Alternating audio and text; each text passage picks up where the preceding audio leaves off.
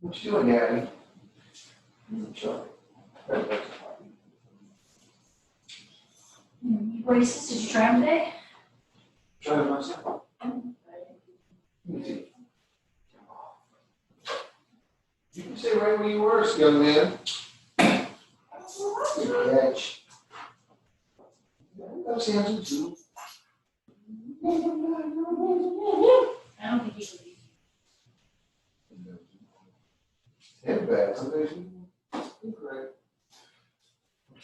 Yeah. Give me that, Charlie. Charlie Blacks.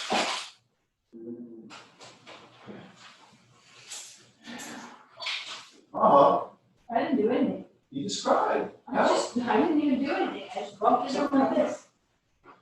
You got a tender side. You right, Bubba? You okay? No, Little Samson. Yeah, but I barely touched them. You all right, Mama? You okay? What Mama do? Bad Mama. What you hurt you, Dad? What you hurt me? Give me it, Charlie. Give it to me.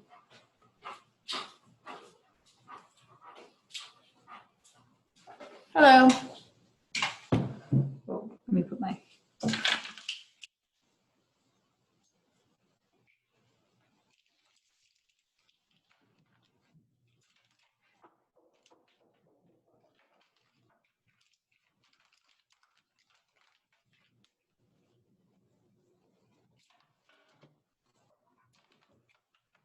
Hello. Okay, that's not working still. Is it working? There we go. Hello, hello. Hello. Did you want to pause recording? Because we got 30 minutes till any. How many people are? Oh, there we go. I think we have everybody here, Okay. except for the one we knew that wouldn't be able to make it. Awesome. I got attendance done too. So. You're awesome. I have a question before we get started. In the professional development, you know, where we go to get the submit form, and it says, but right before you click it, it says complete, registered. You know what I'm talking about? Yeah. Okay. The exams that's there, we have to complete all those exams. Yes. Everything needs to say complete before the end of the training or before they'll give you your certificate. Okay, well, I need to get started on that Rivet because I think that's going to be the main thing to hold me up. Well, She yeah. sent. Sorry. No, I was go gonna say ahead. you sent a link, right? You sent some stuff to help with that too. Mm-hmm. Yes, I did. I added to the PowerPoint, I added, after looking at some of the feedback from the assignments, I went ahead and did a couple of videos, one for Revit and one for architectural measurement to kind of help you out. I actually was able, thanks to my 15-year-old granddaughter, 14-year-old granddaughter, I was able to get my dock camera working. Couldn't figure it out for the life of me. I was like, can you figure this out? And I left and came back and she had it working. So, so I got my dock camera working last night and I was able to do some videos zooming in on my architectural scale so you guys could actually see how it works. It's not going to help you if you don't have one, but at least it'll show you and you can use it as a tool to show your kids how to use it. So I did share the PowerPoint with you on what we're going to do tonight. Yes. Sorry, maybe myself. Oh no, you're fine. You're fine. So we are in block 3 out of 6. So we are halfway there. He's able to. To where? To where? Why that far? Okay, so questions for some of the questions from this assignments that we noticed. So we did see some naked numbers in the assignment. So let me know more details later. Don't forget to add those labels. Labels are important. Your math teachers are going to be very thankful that you add your labels. So if it's inches, feet, centimeters, you make sure you have those on there. Whenever my kids give me an answer that doesn't have a label, I usually say, hey, is this centimeters, feet, inches, kilometers, meters? What is this? I kind of make a joke out of it, but it reminds them to not have naked numbers. You must also answer the question, even if it's a no. There were a few, not very many, so I appreciate that, but there were one or two that had some blanks. And then architectural notations. Remember that the correct formatting for the dimension is 4 feet dash 3 inches. There were a few that I noticed that didn't have the dash. And while if you personally don't mind that, that is not the correct notation. Architects and construction managers use the dash to separate the feet from the inches. That's just good practice. And it will also help you later on know that that's 4 feet 3 inches and not 43 inches or 43 feet. Okay, so there's a good reason for using that dash. If you give the kids actual examples, real world examples, say for example, those bridge eating, those truck eating bridges that I talked about, they have those clearance markers that have that exact notation on those. So those are good examples to show. Have patience with Revit. I know some of you are starting to get frustrated a little bit because we haven't had a lot of time to talk about Revit. But really, in the grand scheme of things, you really only have 3 Revit assignments in this entire project. You have your classroom, which you do in Revit, which when I do Revit assignments, I do classroom is, so I do, we do, you do. So I do Revit with them. We do it together. I show them, we kind of do the classroom together. And then they do their bedroom. We do that as a kind of I'm letting them go, but I'm supporting them. And then their house is their final project. That's their test, so to speak. So they really only have 3 Revit assignments. So if you're struggling with Revit, just know it'll get easier, but it's not like it's a huge piece of the class. There's a lot of dimensions to the class. Revit isn't the only thing. It's not like automation robotics where if you don't know coding, you're sunk. So there's a lot of layers to this class. Also, there are alternatives to Revit, as mentioned in the other class. So if for some reason, COVID is a thing for a lot longer and you can't use Revit, there are alternatives. So don't stress about that, okay? If the students type answers into their Project Lead the Way account, we haven't really talked about that too much. But know that you will not be able to see into their Project Lead the Way accounts if you choose to use that.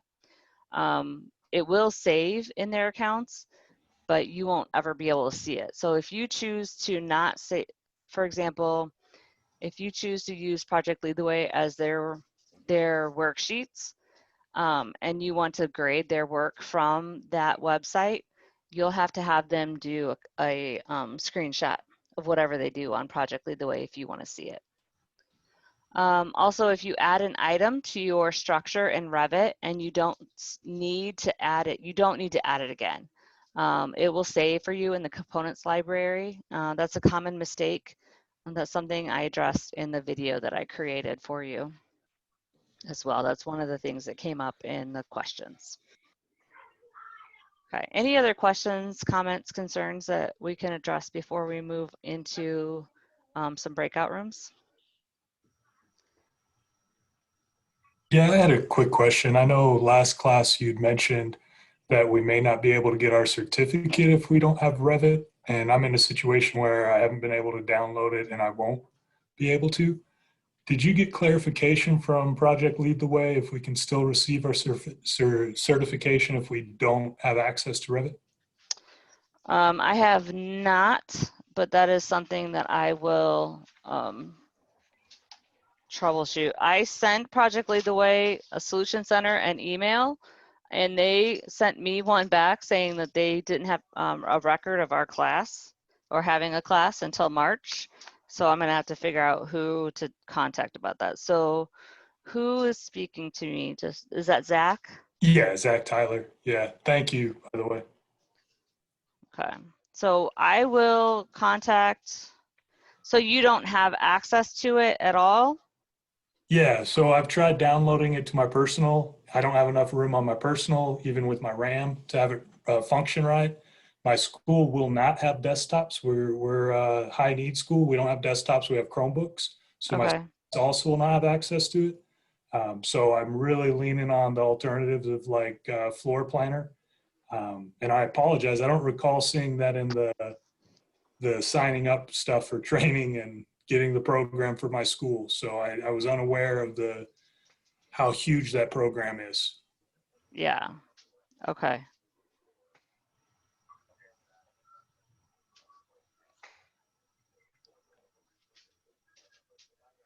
Okay, I'm writing that down and I will figure out who to ask that for, and then I'll get back to you on that. Thank you. Okay. And Melanie, this is Chris Mhm. Alexio from New York. There's a lot of people that have Macs and don't have, it's not compatible, the Revit, to download on the Mac. Yeah, we're seeing about 6, let me see, 1, 2, 3, 4, 5, 6 people, 5 or 6 people on our class that do not have access to Revit. Right. And one more thing regarding one of the bullets from the previous slide. You mentioned that if the children type their answers into their PLTW accounts, we won't be able to see it. So how are we supposed to grade their work then?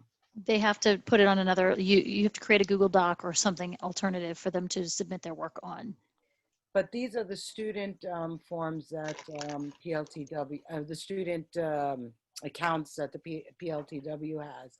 So they'll have to download that like you did and then type into them and then submit them to you on whatever form you use. But I usually, and I'll share with you any docs that I have. I usually just create a document that looks the same. It kind of mirrors it. It's very unfancy what I would share with you because I got to be honest with you, I didn't take the time to make it look pretty. But I usually just make a very simple doc, put your answers on here and submit it. Here, or I'll tell them, take a screenshot of what you've done on Revit or whatever your app that you're using is, right, or something like that. And then they just submit that through either Google Classroom like I did in the past, and now I'm on Canvas. So I just push out through Canvas now, but depending on which one. What I do is I actually have created a virtual interactive notebook, and everything my kids do live in that notebook. So they take a screenshot of whatever they're working on and they put it in their notebook. And then I've had them share their notebooks with me, and I put it in a common shared folder so that anytime I can pop in and out of their notebook and look at what they're doing. And they also post it to Canvas. Yeah. And that's for all the classes I teach. Everybody has a virtual notebook. Right. That's what I do, the digital notebook as well, and it works perfect for me. Yeah. If anybody has a format that they would be willing to share, that would be wonderful. If you're willing to share anything, that would be great and useful for a lot of, you know, any class that I've taught, flight and space, anything, there's a lot of teachers who are struggling to find a good interactive notebook. So if anybody's willing to share that, that would be appreciated. I have some resources, but you know, things that you're actually using would be great than just. Can you put those resources on the resources document that we're like sharing? I'm working on the document right now to put stuff on there. That's what I'm trying to create. Yeah. It's not very full with anything yet, so that's why I haven't shared it out. But as I will get it done. Hopefully, I'll get something enough to share with you this week. I'm almost in a ready to share mode. Sorry. But yeah, I would love to put anything in there for everybody. Anything that you're willing to share, I will absolutely put in there. Okay. Yeah, and I have, you know, all of my stuff. I've created Google Docs, you know, with all of my stuff. So one thing that I haven't I don't believe I've mentioned before is, you know, when we're sharing with each other, and that's what, you know, that's what teachers do, you have to make sure that you protect Project Lead the Way. All of the information that we're sharing with each other is copyrighted. So just to be sure that, you know, when I share these things with my students, they have to log in to get them. And so when I'm sharing them with you on a Google Doc, it's basically password protected. So just to kind of just keep that in mind. Don't be free open sourcing on the internet. Project Lead the Way will come after you for that, and you can actually lose your teaching license, your Project Lead the Way license for that, which no one really wants to do. I would hope not. So even though I've seen them online, but I wouldn't do that myself. I'm looking for my original 1.7. All right, I will look for that. Okay, so what we're gonna do, is there anything in chat that we need to talk about? Okay, so I will It was talk. just the 1.7. Okay, I'm gonna find my original version and post a link in the chat, but it's gonna take me a second, so. Okay, because for some reason it's being a stinker. All right, so what we're gonna do next is we're gonna go into 2 breakout rooms, one with Kelly and one with myself. And we're just gonna chat about just teaching experiences so far. If you're teaching green architecture to students, how are you feeling about doing this, being mid-training? What roadblocks do you predict students are going to encounter? And perhaps Kelly and I can help you with those from experience. And then how will you get students excited about the activities that we have experienced so far, or what do you, or you know, getting them encouraged to want to know more about what they're doing. And then just kind of, just in general, some just key takeaways.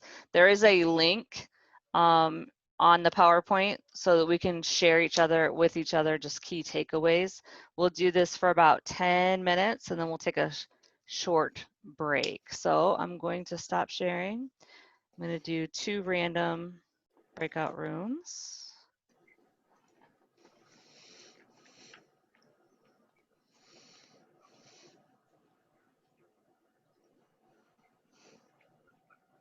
All right, there we go.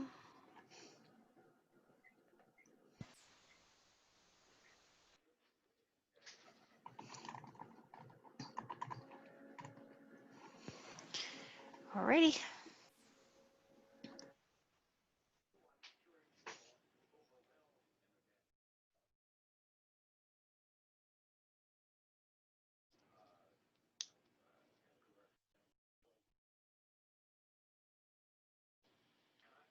Okay, are you able to join one?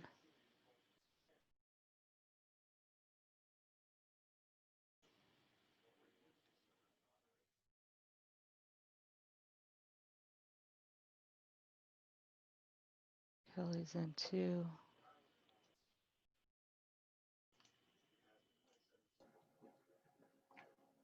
All right.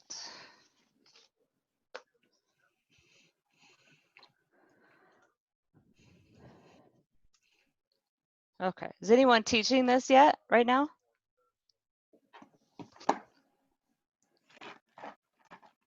So far, no? I came back the second semester of the year, so I picked up with the science technology, so they had already done the green architect last semester. Okay. Okay. So far, how are you guys feeling about what we've done so far? Any questions, concerns? Anything you think any takeaways, anything you think you'll have some trouble with that you want some help with? I think everybody's main concern is this rivet. So that's my main concern, is that I haven't even tried downloading it yet, so I'm gonna try it tonight once we get off to see what my system will do, my personal system will do. And then I'll try tomorrow at work. If mine doesn't, do it, then I'll try at work to see what it does. Yeah, it takes a while to download. It's a large file. And you have to have a 64-bit. Luckily, I had one personal computer because my school one died just recently. First unit, and I just started off. Every class does an intro to technology and design, just because to buy time for me as I'm learning architecture. So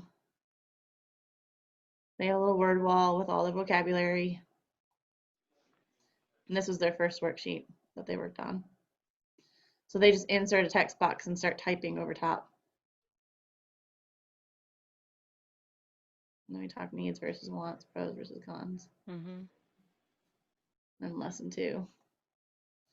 And then I give them like an article and there's a video attached, and we'll annotate this and discuss it together. So there's a couple of them. Group norms.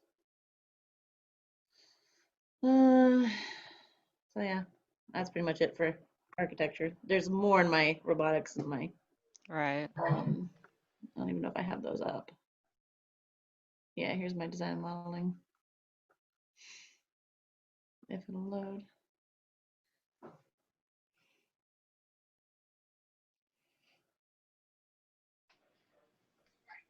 You've done a great job with this digital notebook.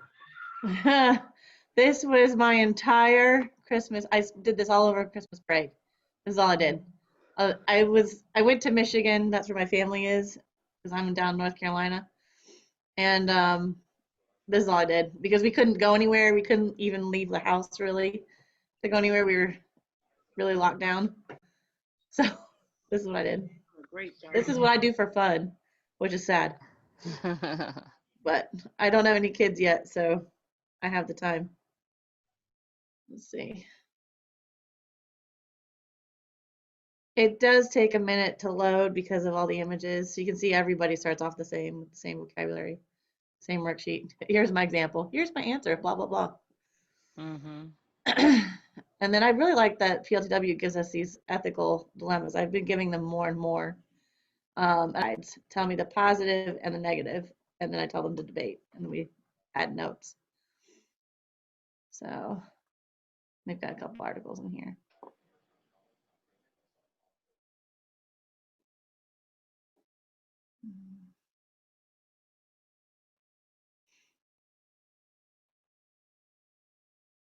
I love this worksheet. This is how I give them their projects. So I give them the entire outline. And then they have pieces to work on for each of the phases that they have to work on. All of these things are things that I created. So these are my own.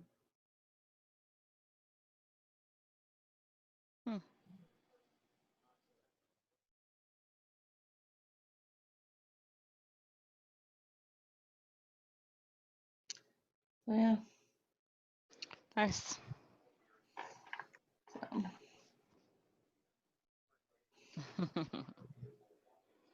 Again.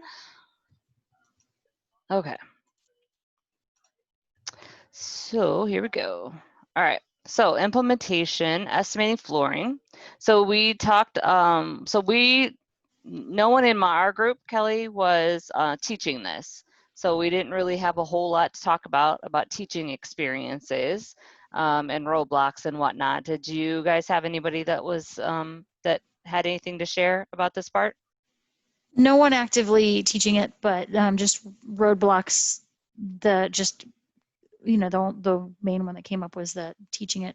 Would there be any mathematical roadblocks to teaching it to 7th grade and 8th grade at the same time, or in general? But that was just kind of a question. To which my response was that the hardest part, I think, mathematically for kids is when they're doing the architectural scale. The perimeter and area are things that they should already have a background with. hopefully a little bit. So it'll be just kind of a refresher and giving it reason and meaning to why they even learned that in the first place in math. So that's kind of what came up for our group. Yeah.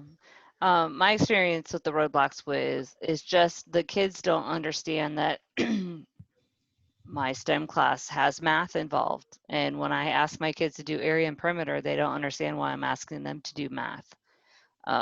Reading the scale was hard, but it wasn't too terribly bad. Converting was probably the worst part for them than anything else. And reading a tape measure was probably the most fun for them, as well as the easiest one I could connect to the real world, the reading a tape measure. For boys and girls, especially the girls, I was able to say, hey, you don't want to rely on somebody to tell you how to hang a picture, do you? So learn how to read a tape measure.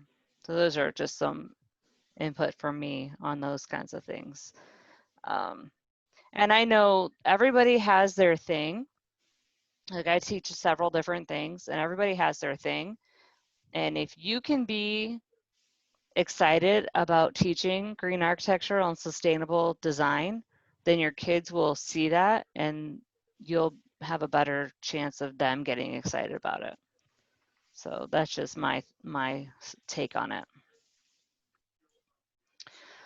So estimating flooring materials, implementation strategies, scaffolding of learning, delivery preparation, class discussion, sample materials. I highly, highly recommend go to your local building supply store, Lowe's, Menards, Home Depot, whatever it is you have in your area. If they have free samples of flooring materials, take what you can get. The kids absolutely love to look at them, to touch them, and to feel them. You'd be surprised at the kids that never have held a piece of flooring material in their hand in their life. It also does help when you're talking about what hardwood looks like versus what engineered wood looked like. And if you can actually show them the two next to each other to see the difference between the two. So it actually does make quite a bit of a difference. My kids actually really like this assignment. It's really hard, but they're very competitive and they get really upset about the budget that I give them. I know Kelly showed the budget sheet previously, the PowerPoint that has the budget sheet on them. So what I've done, and I've done it a couple of different ways. One way I've done it is I've taken these budget sheets and I have cut them apart and had the kids draw a random budget. This time around, I made a spreadsheet and I gave them all, we were online at the time, so we couldn't draw names. So I put their name just in order on a budget sheet and they had to pick, they got what they got and then they had to go with it. They didn't have a choice and they were so mad and they were comparing and then we were talking about why does a nurse make less than a teacher? Why does a food service make less than an administrative assistant? And haha, I'm an engineer. And so we started talking about the jobs that they were doing and why they made that kind of money. So this is an opportunity to talk about careers and why they make what they make. So it's kind of a spin-off a little bit.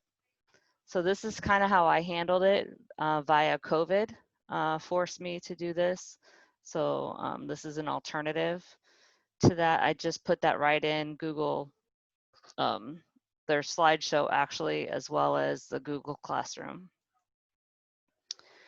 So scaffold of learning, delivery, those are kind of the way I delivered it. My kids had to have, we talked about the estimating flooring last time, I think, didn't we? About they had their worksheet. They had to refloor the whole thing. So those are just a few things, just as a debrief as to how I handled my classroom a little bit there. Okay.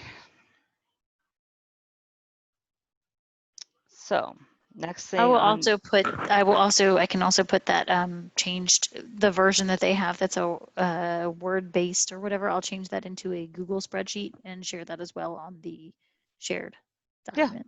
So Yeah. just so you guys know that I'll put that in there for you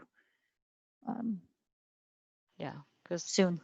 Lord knows how long COVID's going to be here. So that was just, we were online when this lesson came up and I had to do something. So that was the way to do it. The effective feedback, this is mentioned in our lessons that so with green architecture, I like to give feedback to the kids. We all give feedback to our kids. That's just something that we do. This is an effective feedback that Project Lead the Way wants to make sure that we hit. There is an article here for you linked in here, and it just models instructional techniques, strategies, and how to give effective feedback and how it's beneficial in the green architectural world. When I give effective feedback, I focus mostly on the drawings. I'm asking the questions. For example, believe it or not, when my kids give me a drawing, and if it doesn't have a door or windows, I'm asking questions like, how are they going to get into your bathroom? How are they going to get into your house? How are you going to get out if there's a fire? What if the door is blocked? You know, things of that nature. So is this inches or feet? Just general things. So, or I'll give them feedback as to how many square feet is this, or this looks good, you know, would you live here? That sort of thing. So effective feedback is easy to do in green architecture, I think. Any pointers on that for you, Kelly? I'm breezing over that one. No, I'm good with breezing over that one. It's kind of like you said last time. There's things that that you guys know already, and this is just another resource for you since you guys already have the educational experience. There you go. Okay. So one more article for you to read. So work groups tonight, your focus would be to take about 10 minutes to review activity 1.7 and the lesson 1 teacher notes for 1.7, and then collaboratively about 10 minutes, identify modifications that you would like to make for facilitating that lesson with your students, if you would make any.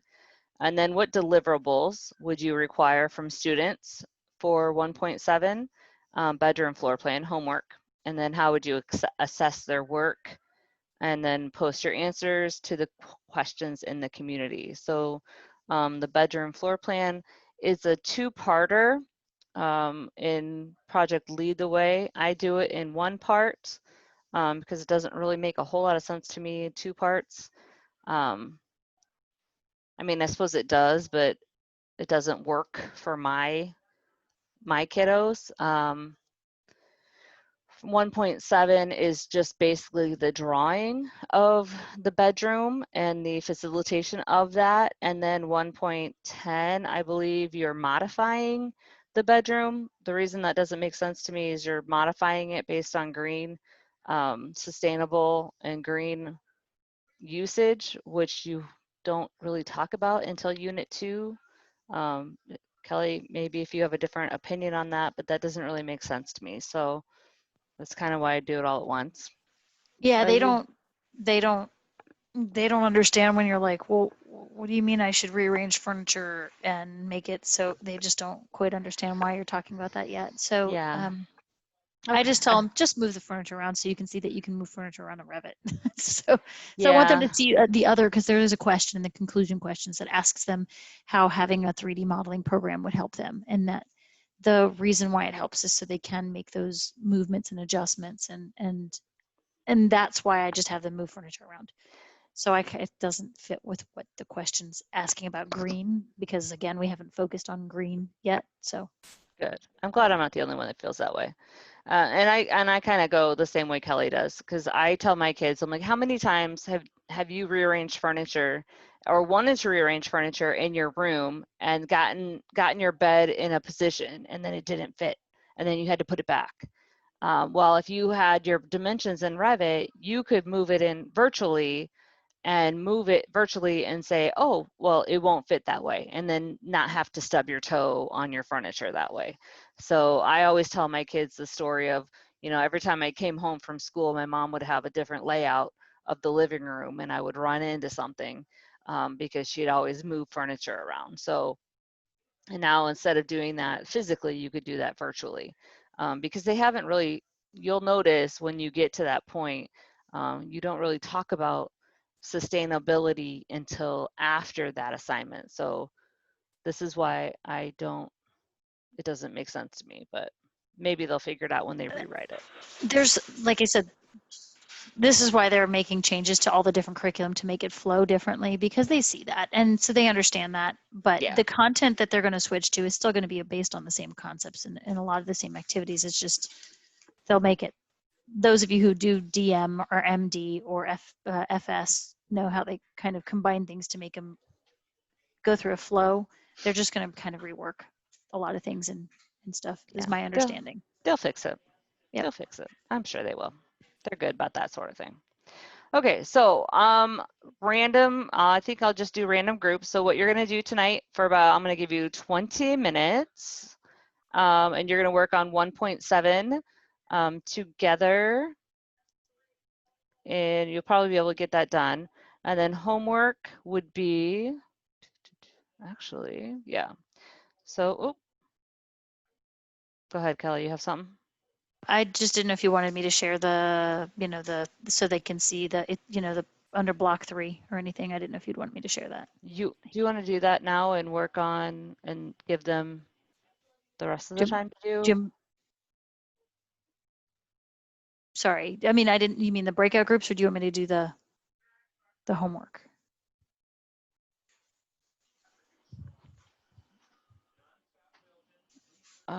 Let's do, okay. Let's do, this is when we weren't paying attention. Let's see.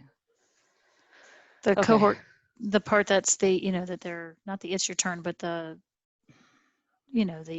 part 4 breakout group. Should we do random breakout groups or their cohort breakout groups? Depends on how quickly. I don't have the ability. I was going to put them in groups, but I don't have and I didn't want to interrupt you. So I'm not a co-host, so I couldn't make their groups for them. We would So it might be cohort if you guys don't mind, but up to you. Okay. How about you put them in their cohort groups and I'll just go ahead and share that. Okay. So then they can also see what they need to see, and they can see where their resources if they don't see it on the slideshow or whatever. Okay. All And right, then, so since we're talking about that, can we say when you guys turn in any of your homework, let's make sure that you turn in your own homework. Let's see, I've got to find my groups. Where's my groups? Go ahead, Kelly. I didn't know if you were finishing what you were saying. I'll stop talking. What you were just saying though about turning in. Yeah, some of the assignments I've noticed with the Revit seem to look a lot the same. So please be sure that you're turning in your own Revit so that I know that you guys are practicing. And if it's, again, some of you don't have Revit, just do your alternative. Because I noticed some that look pretty similar, if not identical. When I was in my training, I had a co-teacher there were 3 of us who worked together. And there were 3 of us who were working together. There's mainly 2 of us who were working together. And so this other person and I were working together on this is back when we did DM and we had to do the playground. And we were working on this playground together. We had done all these parts. And then the person I was working with, he shared it with a 3rd person. All 3 of us almost got PI pipped because of that. So PLTW is kind of serious about that turning in your own work thing. So even though she knew that the 2 of us had done our work, by that other person having it, we were all together in trouble, if that makes any sense. So I'm just telling you from my personal experience, they do take that part seriously. So that sounds, we're not trying to sound belittling or degrading or anything, but they do care about making sure everybody has the ability to do it on their own when they don't have somebody else there. So just to clarify that too.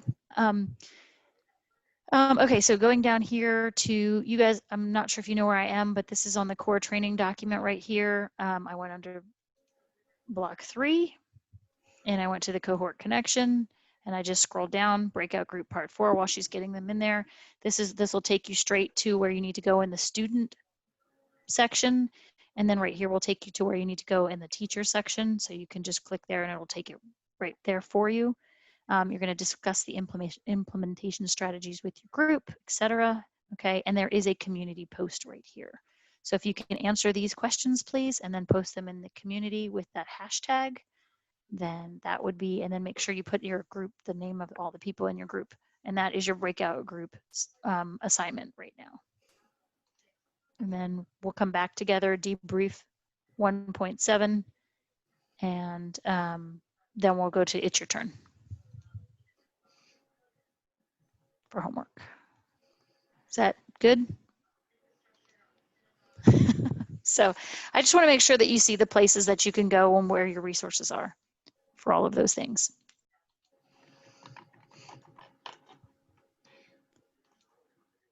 Does anybody use Canvas? There's an amazing woman, I think it's Gwen something, Gwen, I can't think of her, I'll figure out her name.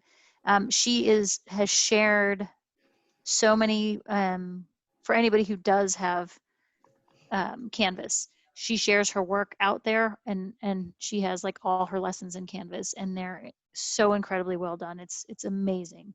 So I will, if any of you are Canvas, let me know and I can give you, I can try to show you where to go to get her information. I don't want to share it directly because it's not mine to share, but I can give you her access and her information so you can get it. Just another great resource. Yeah, me too. Catherine, I am completely Canvas. She opened up the rooms, I take it, because everybody's disappearing on me. I did. Where is Love-hate with it, but I've grown to like it more being virtual.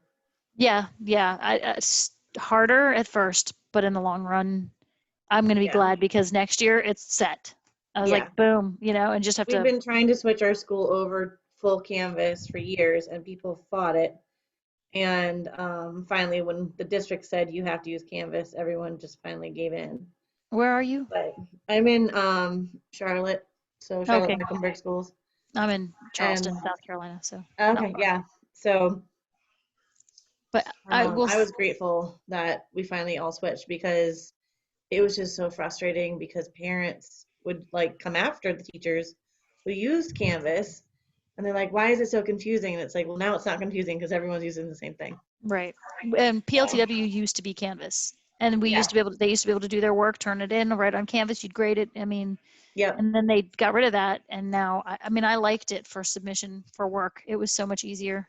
It was. And I don't understand why they got rid of it because it's, at least here in North Carolina, it's a state initiative. So like even colleges are using it. So it didn't make sense for them to get rid of it. Oh, show. Yeah, that was fun. See, I'm not going to be able to do the building. That's why. I have a kid that's frothing at the mouth to build. I have a build from Missouri S&T that I got from the doctor there that teaches engineering. He gave me some of his stick frame construction buildings and I brought them home, and I have a student he's making me insulation and he wants to make me siding for the house. And that's awesome. It's so cute. And he's like, would you live in this house, Miss Adams? I'm like, no, it doesn't have a master bedroom. Are you crazy? The kitchen and the dining room are too far apart. No, it's not a very good layout. Oh, yeah, you're right. That's funny. Nice conversation. That's cool. Yeah, but you're engaging him. Yeah. Is everybody back? It. Oh, everybody's back. Awesome. Hi, guys. All We're right. sitting there chatting away and they're all sitting there waiting. Yeah, we're just Sorry, all. having, hey, at least we're on task. We're talking about green architecture, right? Right. Yep. All right, so we are going to wrap up the night talking about, make sure I got I got lots of screens open. OT. Okay, so anyone would like to share any conversations that you had from your breakout groups about 1.7?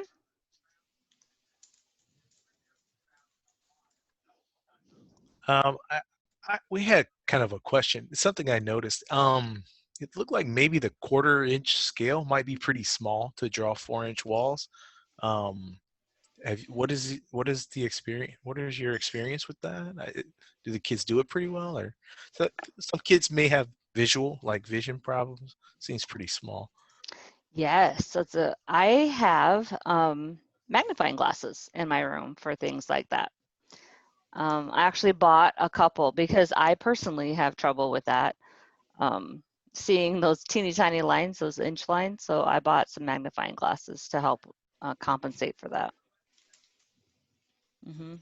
So yeah, do we use 1/4-inch scale, 1/8-inch scale? Those are the two scales for those drawings. You probably don't want to know this, but I don't. I don't have them make 4-inch walls, and we talk about because again, we talk about the fact that when they go into Revit and they're going to realize that their house walls, you're drawing a line that's pencil thin, but when you actually go in there and you transfer it into your house, it's not really accurate. So,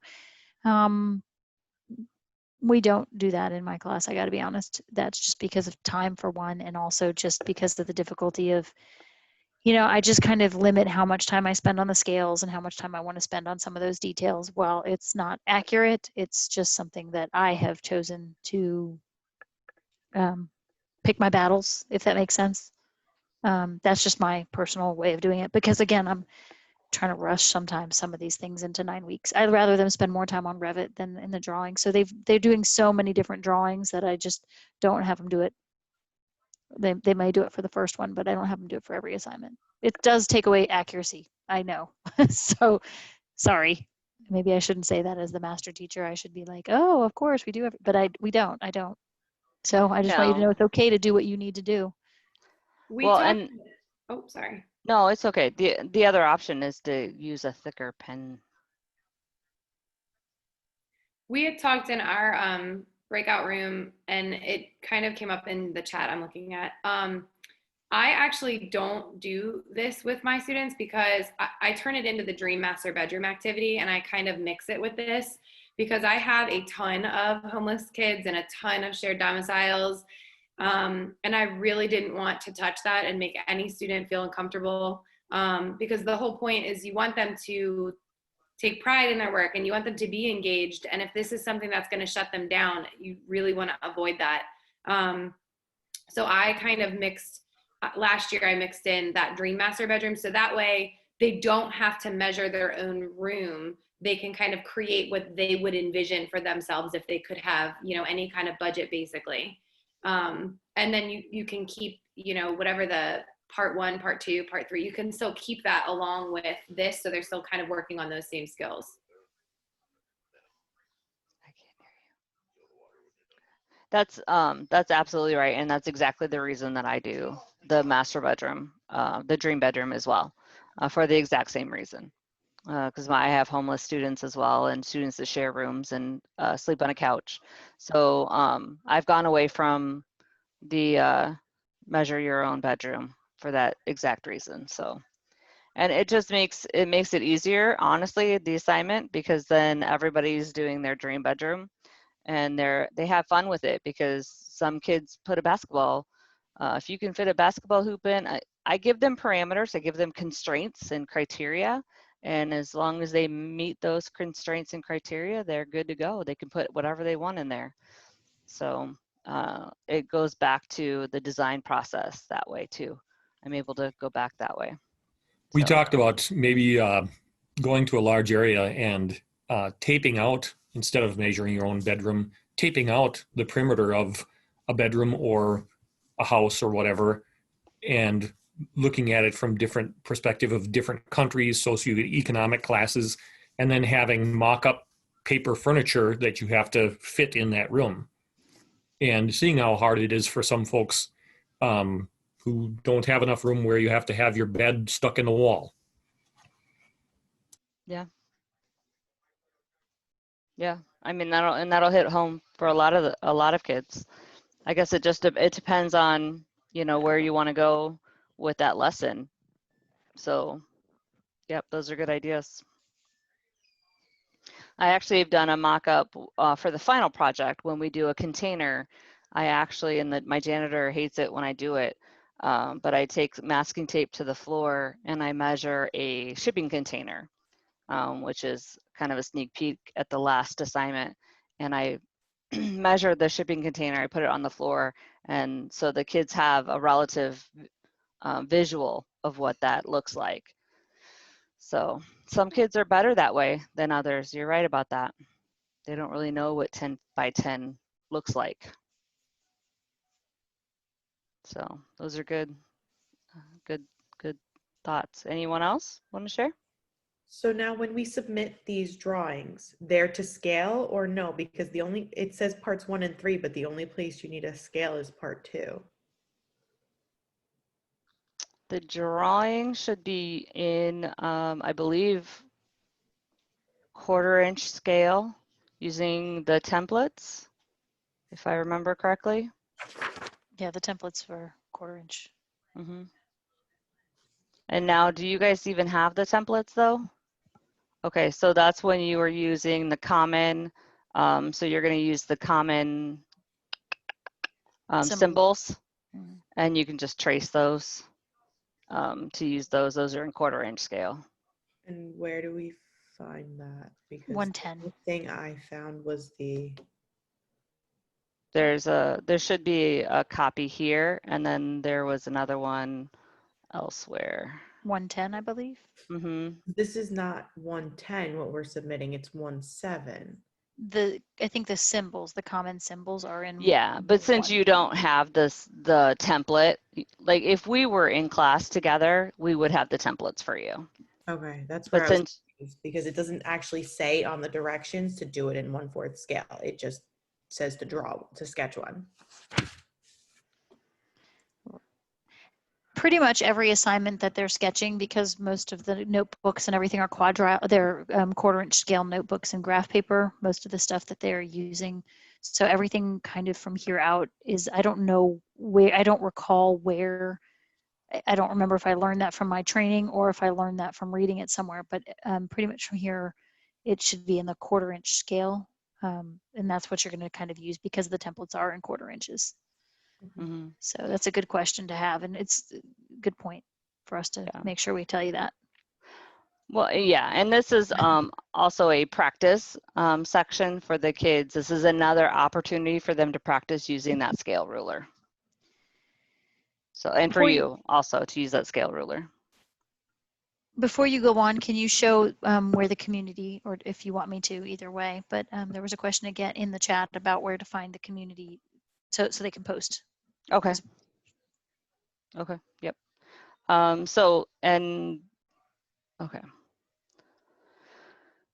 Let me get out of this. Do you have your... I'm gonna have it up, it's up to you. Do you have it up? I'll stop sharing. Okay. I thought I had it up, okay. If you go in under your, oh, there we go. If you go in under your PLTW, can you see my screen? Is it the right one sharing? Yes. Okay, making sure, thank you. Under, right here is under just your main one. When you log in, you click on community. And then you just scroll down to the right community group if it'll load. And we are this GA one right here. So look for the GA with all those numbers, January 11th, 21. Okay, and then you just open that up and that's where you'll post for anything for the community. Should go right in here. And, you can look at each other's answers and results from that. And then just real quick, just as a reminder, she's going to show you the homework through the slideshow, but just remember you can also find it here under block 4, or sorry, that's next week's. We were looking ahead. Sorry, block 3 down here, it's your turn, and that's also where you can find your homework. But I know she's going to show it to you through the slides too. So I just want to see it in both spots so you know where it is.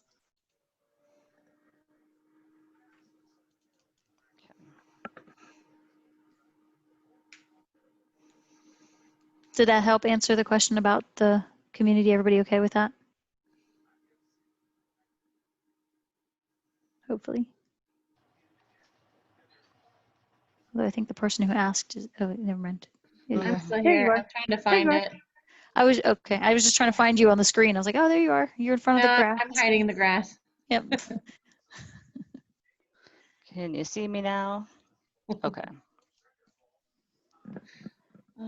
Okay. Yeah, I was just looking for, if you want to look, I was just looking to see if it was specific in that assignment about the sketch, but on the submission, it just says show a picture. It didn't say the specifics, but I know in training, it had to be 1/4 inch because we were making them use the scale or the templates. Right. But yeah. Okay, so your homework is, nope,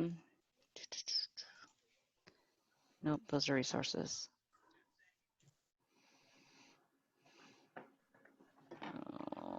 You took, okay, so 1.9, 110, and 111 would be your homework for next time. Your submission assignments, basically submission for block 3 is just your sketch, just the sketch for your bedroom floor plan, and then your reflection. So this is where if you have any gaps in knowledge or assistance on anything, or if you need any resources, this is where this is what prompted me to make a couple of videos to help you guys out. So these are helpful to me. So really just 2 things for homework when it comes to this, but to prepare for next week, 1.9, 110, and 111. So 1.9, I have some resources for you for my personal collection. So 1.9 is reading a floor plan. So there's a slideshow. This is just, there's a couple of different floor plans. I have a slideshow that I use with my kids. So this is an opportunity to practice reading a floor plan and talk about the different room areas. And then this is what I give to my kids. So this is when they revolt against me because I'm making them do math. And then 110 is room size relationship. This is one of my favorite things to talk about with the kids because it really, you can really talk to them about what goes on in their house and can relate to what they see in their own homes for the most part. I've added this part to mine. I don't know that that's on the original document for Project Lead the Way. This is just kind of an identifying different areas. It was in colored pencil, but I've kind of digified it a little bit, as well as this part. I've kind of changed this part a little bit as well on mine. And then 111 is the floor plan again, making it in Revit. So you will be using your sketch to create your Revit floor plan. Okay. And then next time we're gonna work some more. We'll have time in class to do Revit. And then we're gonna debrief about 1.9, 1.10, and then we're gonna introduce and talk about Unit 2, which is sustainable activities. And then these are the YouTube videos that I created to help you guys out. One is the scale ruler, and then the other one is a bedroom floor plan. I just kind of did a couple of different things to kind of help you, like put a floor in, walls in, and some components for those of you who need it. Anything else, Kelly? Was the question about where in 1.7 it said to use the quarter-inch scale? Yeah. Did you find that? It's on the Word document itself. So if you download, it said under the student portion, if you actually download the Word document, it actually says under part 2, it says you're going to use at a scale of 1/4 inch equals 1 foot. And then it'll go on to say extra credit. You can draw it again on graph paper with a 1/2 inch to 1 inch scale, which was extra credit. Yes, But the assignment says you're only doing parts 1 and 3, not right. That's why I wasn't sure if it had to be a scaled picture. Okay, yeah, so That's I part see what you're saying. Yeah, so for part 2, I guess they're yeah, Yeah. so I guess they weren't really, I guess they're not really worrying about you using a scale. I mean, if you're using the 1/4 inch, if you're going to be using the templates and they're asking us to have you use the templates generally for in person, then it would be, if you didn't draw it to scale and then you're using the templates, it wouldn't work if then you go into Revit and then it doesn't all match up.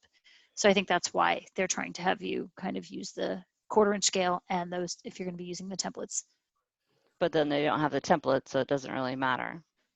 Right. But, so that's why we say just use the simples. So, I mean, you're just doing the best you can with what you got. And, you know, we're just trying to get you to do it the way the kids would be doing it in class. I don't have them make a sketch and then make another sketch. I just have them go in, make it on the 1/4 inch. You know, I tell them, okay, each square is a 1/4 inch. Therefore, you're using one square is 1 foot. They don't even have to, you know, they don't have yeah, to and I just have mine draw it one time with a 1/4 inch scale. I don't have mine do it multiple times either. So there's really no reason for that. That way they get the template and then they put the template and it's all working rather than create that question. So I think that's why we take for granted after that question. So yeah, I see your point about how it didn't really tell you to do that step. So yeah, I got you. For me to be clear, we are to use the 1/4 inch scale for number 3. I think it's good practice. It's something, it'll be good practice. And if you need the practice, it's better to do it now when you have support. Okay. If you have a template, you're going to want to use the 1/4 inch scale. If you don't, we suggest you use the 1/4 inch scale. If you can't, you can't, you know. Right. You're not going to fail this class because you don't. Yeah. The next question is to be clear, we're to submit 1.7, but 1.9, 1.10, and 1.11 is still homework we have to do. Yeah, it's just to prepare for next time. Okay, gotcha.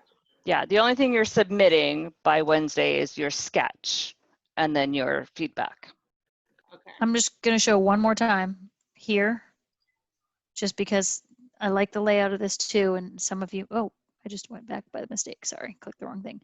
If you just scroll down to It's Your Turn, it'll word for word tell you with as much detail as you want. So activity 1.7 homework, and it says you do the sketching portion here, and then it'll tell you keep going, submission item, all the details. So this kind of will help you. This tells you what you need to put in the community post. Okay, so what your hashtags and everything are. And then it tells you to complete 1 through 4. This is telling you that 111 Revit, it says complete to start the bedroom. Please keep in mind that you will not have to turn in your Revit bedroom finished until Friday, because that will be after both classes. So we have a class Wednesday. You'll have some time on that day in the It's Your Turn as well to finish the bedroom in Revit. Okay, so just want to make sure that you realize that. And you can also look through here if you like to read it through, so you can make sure you're following along. This is just another location to look for it. So what was the hashtag for which one? For the other one? The one we did tonight. That was, what was the hashtag? Does everybody remember? It was it this one? 1.7. Yeah. Activity 1_7 bedroom homework. Where did you find that in our, let's see. I'm in the thing now, so hang on. This is under It's Your Cohort Connection 3. Okay. Oh, I keep getting the back arrow instead. Ugh, I always do that. Thank I like you. to, so no problem. Everybody can add their own thought. I want to just add a little more better.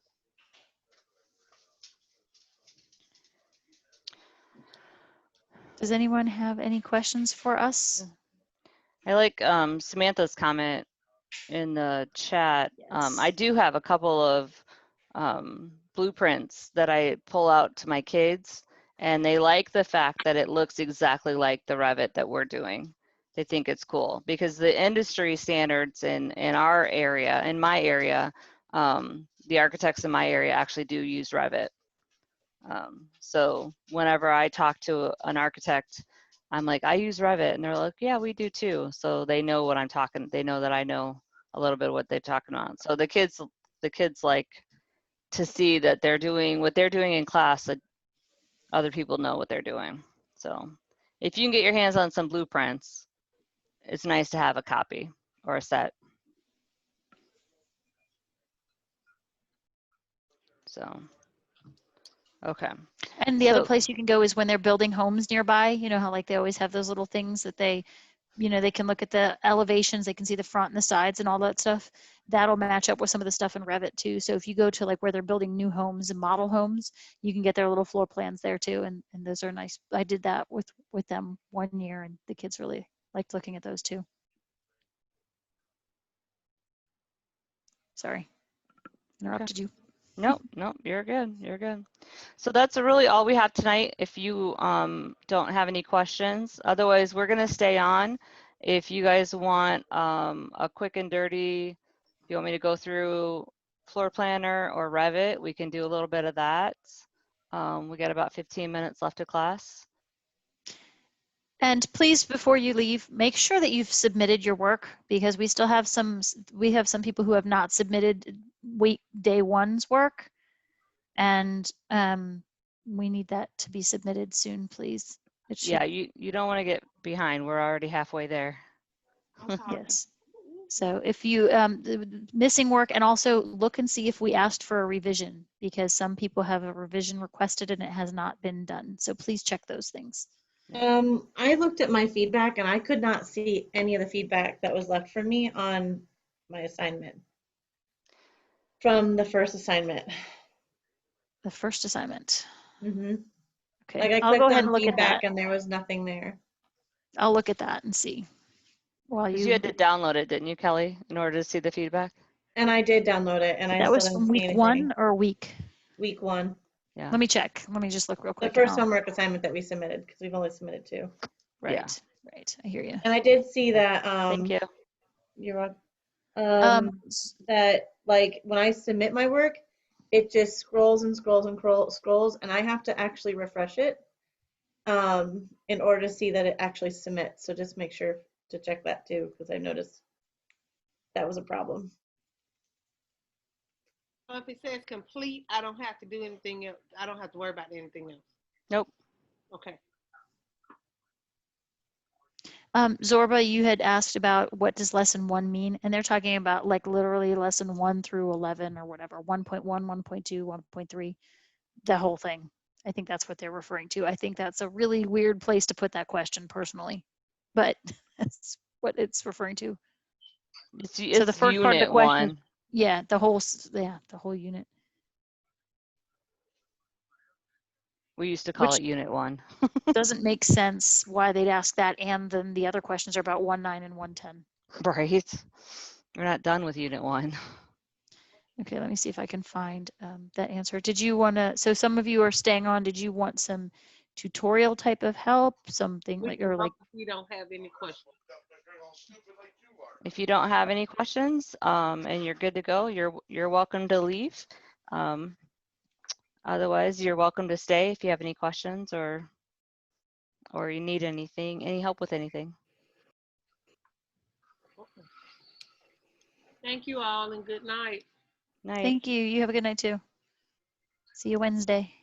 See you. And I'm working on that question there. I had to re-sign in. Really signs you out quickly. It's very frustrating. Yeah, they should have an option, you know, if you want to stay in, to stay in. Yeah, they could ask me real quick instead of just closing me out when I was in there like 2 minutes ago. Catherine, I'm looking, Catherine. I mean, it says complete, and I guess I don't have to worry about it, but I just wanted to know what feedback I had. I'm looking right here to see. I gotta enable editing.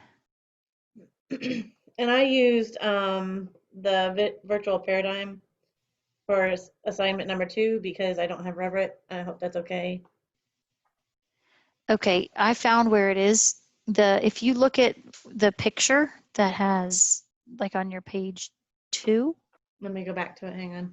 and there's a little chat bubble in the right-hand side. Let's see.